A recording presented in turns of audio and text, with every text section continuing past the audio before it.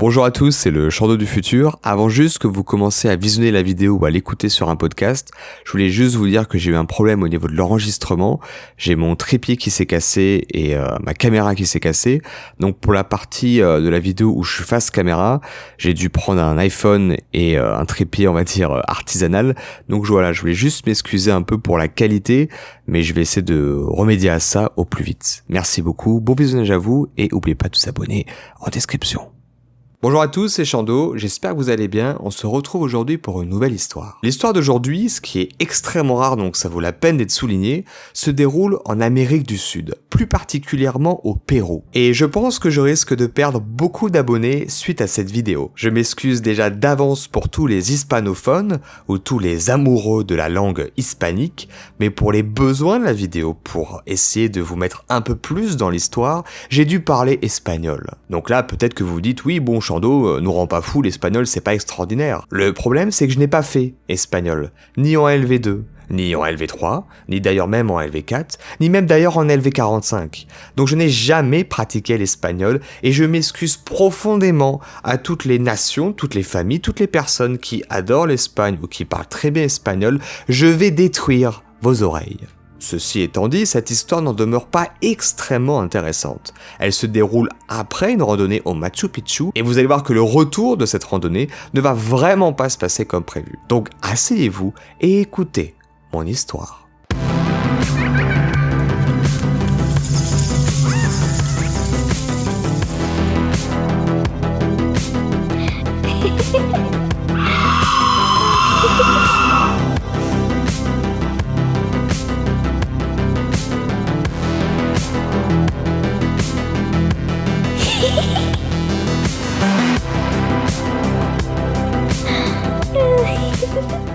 En 2013, j'avais 21 ans et j'étudiais à l'étranger en Amérique du Sud, plus particulièrement dans une petite université pittoresque au fin fond du Pérou. J'ai eu droit à plusieurs rencontres troublantes quand je vivais là-bas, mais je suis une voyageuse expérimentée et j'ai généralement de bons instincts. Donc ça serait vous mentir de vous dire que j'ai vécu des histoires incroyables, palpitantes, fantastiques, épiques. Non, il n'en est rien.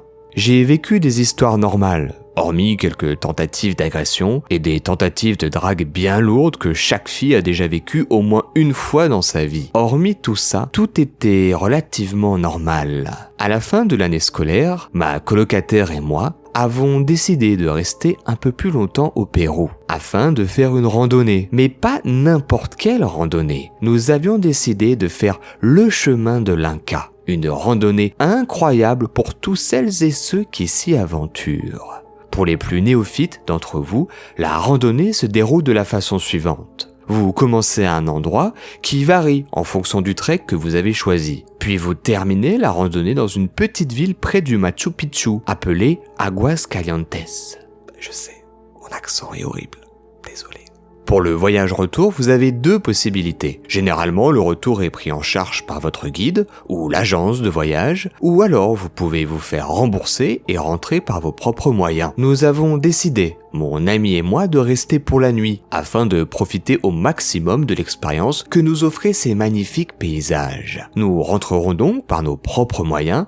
Enfin, le retour n'allait pas vraiment être épique. Plusieurs navettes permettent de quitter l'endroit. Le moment était venu pour nous de dire au revoir à 11 de nos 12 compagnons d'aventure. Et nous avons été rejoints par un autre randonneur qui prévoyait de commencer une nouvelle randonnée le lendemain. Nos guides nous ont remboursés et nous ont donné des instructions très précises sur la façon de retourner à Cusco, la ville d'où nous étions initialement partis. Lorsque vous serez prêt à partir, dirigez-vous vers cette gare juste là. N'allez nulle autre part ailleurs, c'est un train très officiel et sûr. Une fois arrivé au dernier arrêt, rendez-vous à la gare routière officielle et cela vous ramènera à Cusco.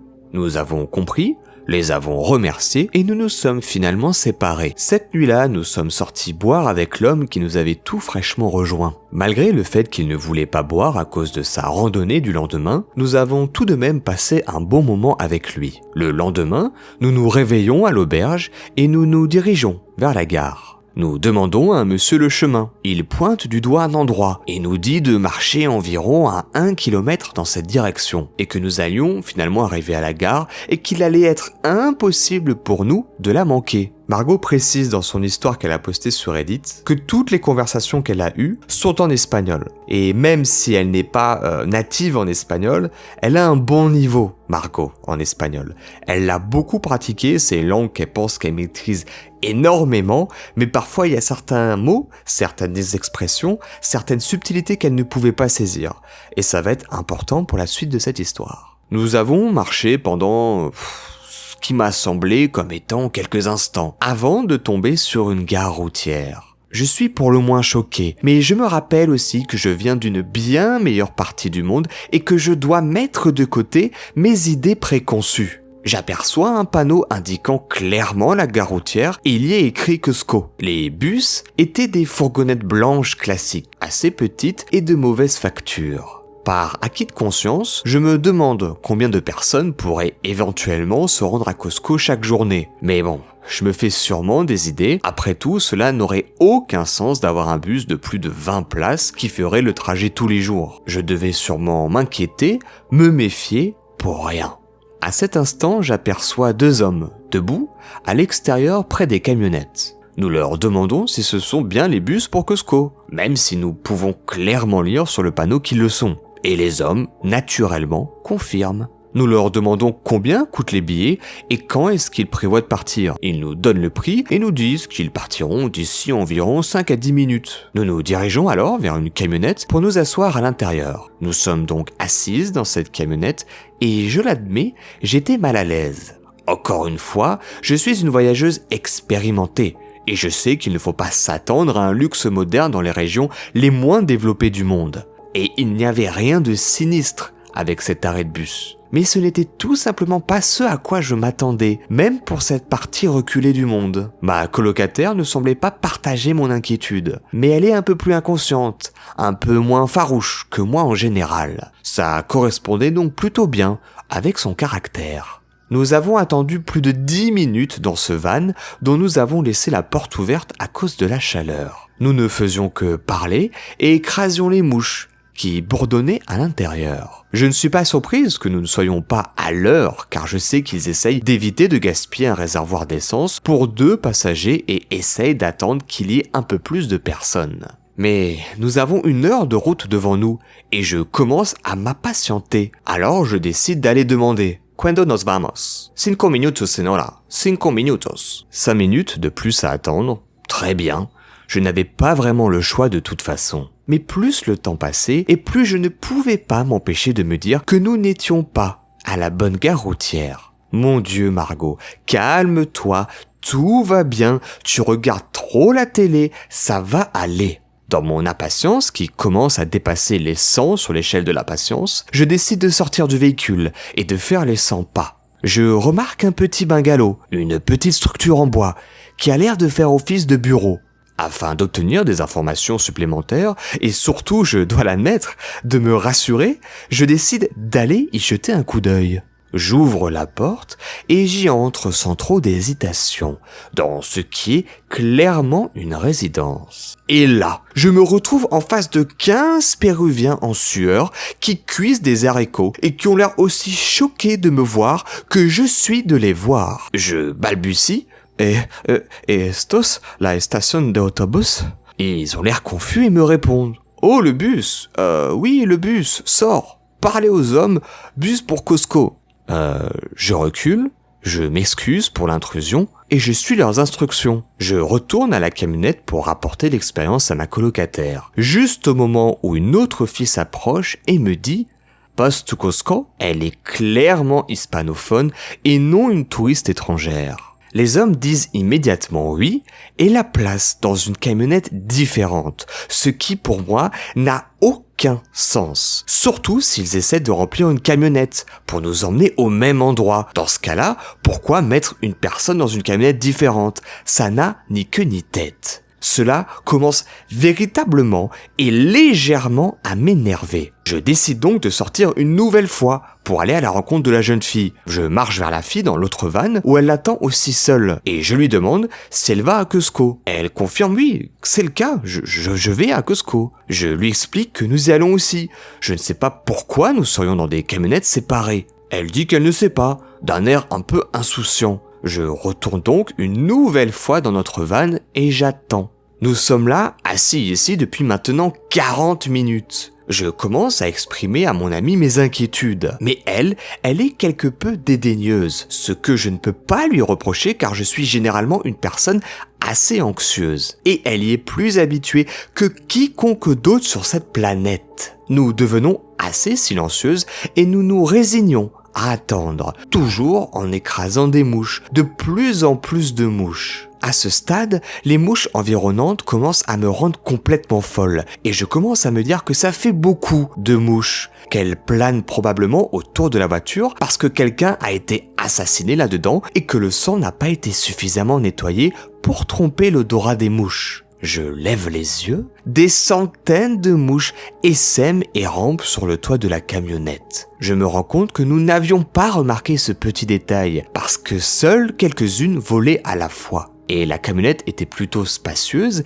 et ma colocataire et moi étions plus proches de l'avant tandis que la masse d'entre elles était plus proche de l'arrière de la voiture. Je suis figé par la peur. Je ne sais pas si cela confirme ma théorie selon laquelle quelqu'un a été assassiné dans la voiture, ou si je laisse vraiment libre cours à mon imagination et qu'il y a des choses moins remarquables que des mouches dans une camionnette sud-américaine. Je suis définitivement en hyperventilation, j'aimerais pouvoir souligner le nombre de mouches qui s'y trouvent. Imaginez un essaim d'abeilles qu'on embête pour récolter de miel, eh ben c'est pire, bien pire, il y en avait de plus en plus. J'ai fait un geste vers ma colocataire, qui leva les yeux vers l'essaim avec un regard empli d'horreur. À ce stade, je peux supposer que je secoue la tête et que je marmonne quelque chose d'inaudible. Juste au moment où cela se produit, l'autre camionnette avec la fille d'indigène commence à s'éloigner. Je me lance alors hors de notre camionnette et commence à sprinter. Et je frappe de toutes mes forces avec ma main sur la camionnette pour l'arrêter. La personne ouvre la porte sous le choc et je saisis la porte pour la maintenir ouverte et lui dis avec plus de force que je ne pensais avoir en moi « Nous venons avec vous! Nous venons avec vous !» Je me retourne vers ma colocataire qui ne faisait que me fixer comme si j'étais devenue complètement folle et je lui crie « Prends nos sacs, rejoins-moi, dépêche-toi !» Elle savait qu'il ne fallait pas jouer avec moi quand j'étais en pleine crise. Elle savait que j'étais très sérieuse. Et elle s'est donc rapidement précipitée vers moi, nos sacs à dos dans chaque main. Les deux hommes qu'on attendait depuis maintenant 40 minutes ont commencé à courir après elle, en disant « Ne pars pas, nous partons maintenant, nous partons pour Cusco maintenant !» J'attrape ma coloc et je la tire dans la voiture en disant « Désolé, on part avec cette fille !» La fille indigène me regarde étrangement et dit simplement au chauffeur que nous sommes amis et qu'il faut poursuivre. À ce stade, je ne sais pas si ce chauffeur n'est pas au courant de ce dont j'avais peur ou s'il l'était, mais il n'avait pas l'intention de désobéir à l'indigène. Nous nous engageons sur la route et roulons quelques minutes quand je vis soudain, vous l'aurez deviné, la gare routière. Une gare routière très officielle et légitime avec de vrais bus qui se trouvaient probablement à environ 1 kilomètre du train. Je n'ai aucun doute que c'est là que nous étions censés aller depuis le début. J'ai pensé à sauter hors de la camionnette et à courir. Mais en une fraction de seconde, je me suis demandé si ce n'était pas une mauvaise idée. Peut-être que ces bus étaient réservés à des groupes de randonneurs ou alors que j'allais faire encore une mauvaise rencontre. Et qui plus est, je n'avais aucune envie de me séparer de notre nouvel ange gardien qui nous avait peut-être sauvé la vie. Je suis resté assise le reste du trajet figé par la peur, rassemblant un tas d'armes de fortune parmi ce que je pouvais trouver à l'arrière de la camionnette. Cela comprenait un morceau de voiture pointue, probablement d'une collision précédente, et un petit extincteur. Je me suis dit que si quelqu'un essayait de nous faire du mal, je le tuerais d'abord et je trouverais ensuite comment éviter une prison péruvienne. J'ai passé tout le trajet en voiture à me dire que j'avais en moi le courage de tuer quelqu'un s'il essayait de me faire du mal. J'ai saisi mes armes jusqu'à que mes jointures deviennent blanches, quand soudain, la camionnette s'est arrêtée. À peine suis-je en train de penser qu'après tout ce qu'on a traversé, nous sommes enfin proches de l'arrivée. Que le chauffeur du bus se retourne et me dit qu'il ne peut pas conduire plus loin et que nous pouvons trouver notre propre chemin à partir de là. Même la fille indigène est passée immédiatement en alerte rouge et a proposé de payer plus s'il nous emmenait sur la place de la ville. Mais rien à faire, il n'arrêtait pas de refuser. Il nous a expulsés du bus et s'en est allé. Nous avons observé les alentours. Des locaux commençaient à s'approcher de nous et à nous regarder fixement. Notre amie indigène commençait à être prise de panique. Elle m'a regardé et m'a demandé d'une voix effrayée si jamais nous accepterions de partager des frais de taxi avec elle. Bien évidemment, j'ai directement dit oui. À ce stade, j'aurais pu lui payer n'importe quoi. Un jet privé, un yacht, une maison, demande-moi ce que tu veux, tu l'auras. Le problème, c'est que dans cette partie du monde, un taxi est souvent assimilable à du stop et que c'est la première voiture qui s'arrête qui vous propose de vous amener quelque part. Et vous n'êtes jamais vraiment sûr qu'il va vous emmener à destination. Et c'est exactement ce qui s'est passé. Une Corolla de 1993 s'arrête et nous dit de monter à bord. Même notre amie avait l'air méfiante. Nous nous concertons, mais nous décidons que c'est mieux de monter dans cette voiture que de rester dans ce sacerdoce. L'homme finira par nous déposer sur la grande place au centre de la ville sans incident. Nous remercions le Seigneur d'être entrés sains et sauves. Cela peut vous sembler être une observation évidente, mais je suis gêné de dire que je n'avais pas fait le lien avant ce soir. Lorsque nous avons parcouru le chemin de l'Inca, il y avait beaucoup de touristes. Lors de notre séjour à Aguascalientes, il y avait beaucoup de touristes. Quand nous avons pris le train, il y avait beaucoup de touristes. Lorsque nous avons repris les bus vers la ville la plus touristique du pays, il n'y avait pas de touristes. Je pense que cela en dit vraiment très long sur mon histoire.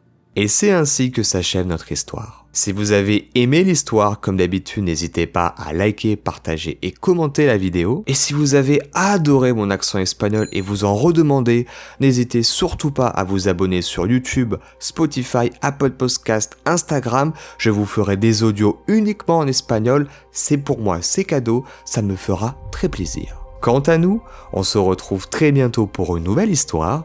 D'ici là, portez-vous bien, c'était Chando. Ciao.